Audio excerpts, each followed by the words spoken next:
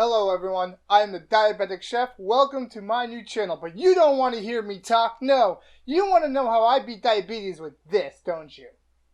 Well, you're in luck because I'm going to show you how to make this. Like right now at the beginning of the video. No, I'm not going to make you wait until the end of the video like everyone else does. Because it's not like you can't just skip to the end anyway. I'm going to show you now. But I do ask you one thing for one promise. After I am done showing you this recipe, I do ask that you stick around so that I can show you a little bit about what this channel is going to be about. Talk about it just a little bit with you guys. But I don't have to show you this if you don't want to stick around, you know. I can just hold this back and I don't have to. Of course, I'm going to show you how to make this. Let's get to it right now. Okay, so this is all you're really going to need to make this recipe. Heavy cream, cocoa baking powder, vanilla flavor or vanilla extract, liquid stevia, liquid monk fruit, and whipped topping. A very, very simple recipe. We're going to start off by putting in our heavy whipped cream. Now, I'm not going to give exact measurements because it's going to be dependent on how much you want to make. And now we're going to put in our vanilla flavoring. Again, this is to taste. I put in a pretty generous amount here. Now our liquid monk fruit. I suggest putting in 2 or 3 squirts, but again, it depends on how sweet you want it to be, and it's going to be the same for the liquid stevia. Before our cocoa baking powder goes in, we're going to have to whip this. I'm going to use this electric beater, but you can also just do it by hand with a spoon. Now, it does take a little bit of time if you are whipping this by hand with a spoon. It even takes a little bit of time with this electric beater that I'm using here, but this is roughly about the consistency that you want. You can go with a thicker consistency if you like, but you are going to be adding the cocoa baking powder, which for this particular batch, I use 2.5 heaping tablespoons of cocoa baking powder. If you haven't guessed it, it does take a little bit of time to mix it all together with a spoon. So, you know, work those muscles, people. Work those muscles.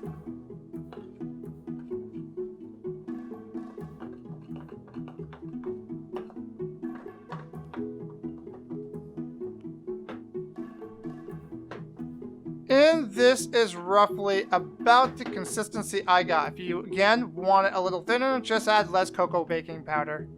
Now we're going to break out our fancy dessert glass. And then we're going to do the unthinkable and we're going to fill the glass with the dessert.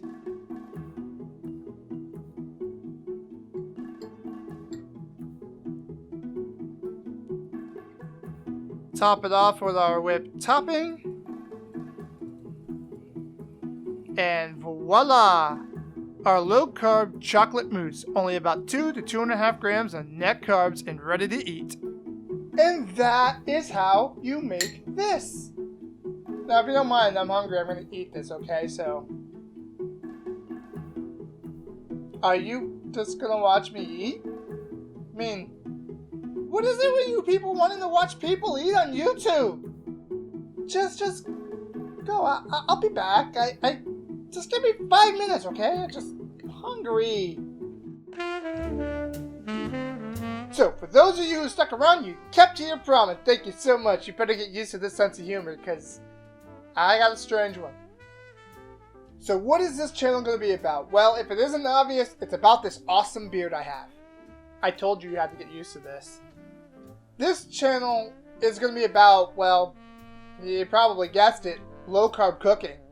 What I just showed you was a low-carb chocolate mousse with some whipped cream on top. And I'm not going to sit here and promise you you're going to love it because everyone has different tastes. But I love it. It tastes awesome to me. So I wanted to share that recipe with you. And that's what this channel is going to be about. Me sharing recipes with you. But not just that. There is more to this. And I'm going to tell you a little bit about what this channel is going to be about. It's going to be about beating type 2 diabetes. I am a type 2 diabetic. I can speak for type 2 diabetes. I can't really speak for type 1 diabetes, but I do know that even low carb cooking and low carb eating can be very beneficial to even a type 1 diabetic. So if you are a type 1 diabetic and you're watching this, I hope this helps you as well. This channel is going to be broken up into 3 sections. The first section being the Diabetic Lunchbox. At least that is the name of it right now, okay? If you think it's strange, I don't know. But that's what it's called for right now. And that is going to be where I share my recipes with you. I'm also going to review low-carb foods that you can buy in the store. And I might also do some reviews about eating low-carb while going out to eat. But that's going to be far and in between. I'm going to be giving you a stepping stone to beat diabetes. And when I mean beat diabetes, I am talking about taking it to the cleaners. I am talking about putting cement shoes on it and throwing it in the lake. And I have no idea why I keep using mafia references. I have a habit of going on tangents. Just a fair warning. The second section of this channel is going to be the Diabetic Happy Hour. That is exactly what it sounds like. It's about getting drunk. Okay, no. That was just a joke. It's just a joke. Drink responsibly. But does being a diabetic mean that you're not allowed to drink anymore? Well, that's what the Diabetic Happy Hour is. It's for the 21 and over crowd who are diabetic but would like to have a drink every once in a while. I'm basically going to be reviewing all those alcoholic drinks that you can go out and buy in a store. You've seen the seltzers and you've seen the low-carb beers. Are any of them actually any good? And are they worth your time? But that's not all. I'm also going to show you how to make your favorite mixed drinks low-carb that exist. Yes, it does! Because spirit alcohols have little to no carbs. In fact, for the most part, most hard liquors, spirit alcohols, have no carbs. Want a rum and coke? You can make a rum and coke. And you can make it low carb. And yes, not every spirit alcohol is low carb. Triple Sec, Jägermeister, those have all kinds of sugar and carbs in it. So you gotta stay away from those. But I like Long Island iced teas! Triple Sec is in a Long Island iced tea. What am I gonna do? Wait a minute, there is a low-carb version of it. Shh, don't tell anybody. Are you using my sense of humor? Yeah, because I'm not. This is going to be a very long video for you. As a diabetic, what alcohols do you drink? Should you even drink alcohol? Well, if you are 21 and over and you would like to have a drink, I'm going to show you a fairly safe way to do it as far as blood sugar content is concerned. If you're going to try to go on the bender, that is on you. Okay? That's on you. Just drink responsibly. The third section of this channel is going to be basically a video blog. It's going to be me just giving my opinions about various topics in regards to being a type 2 diabetic. Things like, should you drink diet sodas? Is aspartame and other artificial sweeteners good for you? Do you eat clean keto? Do you eat dirty keto? Do you eat Atkins? Does it even matter?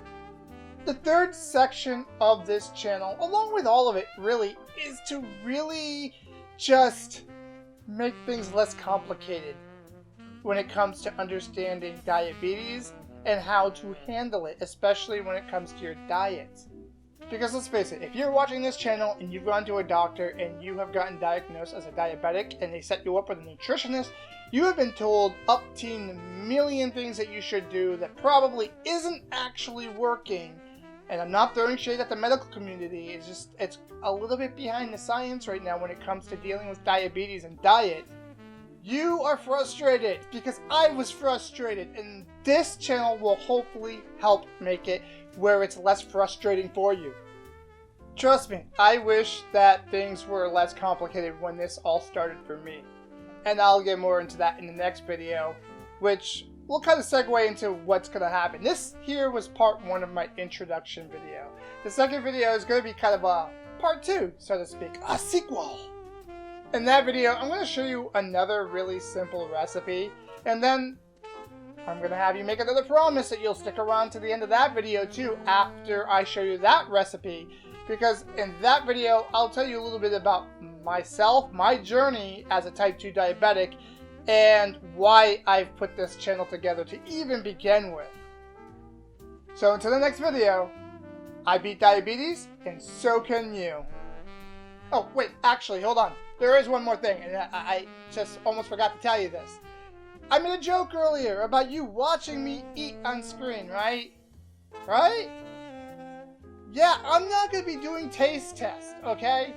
I might eat on screen, it's an aesthetic choice, but I'm not going to do the taste test. I am not throwing shade at anybody on YouTube who does a taste test. I just don't really think it benefits you as a viewer. But people always do the taste test. Why wouldn't you? Here's the deal. If I make a video where I am doing a recipe for the very first time and I'm tasting it on that video, then yes, it will be a taste test. But if I have done the recipes dozens upon dozens upon dozens of times, I know what it tastes like. Me eating it and telling you how good it tastes does not do anything for you. The only way you're going to know what it tastes like is if you try the recipe and taste it. And again, I'm not throwing any shade at any YouTubers or any other social media content creators who do the taste test. I just want to keep it real with you, bearing in mind that I have a really weird sense of humor, because my recipes that I'm showing you are only stepping stones to help you along your journey. Play with the recipes. Do what you want to do with those recipes to make them work for you. Keep them low carb, of course, but there are a million things you could do to change these recipes up. Now, if you want to use my recipes to the T and you love it and you always use my recipes exactly as how I do it, thank you! I am totally flattered, but you do not have to. Play with the recipes. A lot of the recipes that I'm going to show you started from somewhere else. And I tailored them to my own liking by tinkering around with them and changing things up a little bit. Some of the recipes I even came up on my own. Now, I'm not saying they didn't exist prior to me creating them. It's just that if they did exist prior, I didn't know it, and I made it up without that knowledge. So yeah, I will eat on camera for an aesthetic choice, and probably because, probably hungry and I want to eat something at that moment. But I'm not doing it to go, it's awesome and you're going to love it, because everyone has different tastes. And I want you to know that what you see in my videos is not set in stone. And I want you to be able to play around with these recipes and these different ideas I'm going to present to you and tailor it to your lifestyle.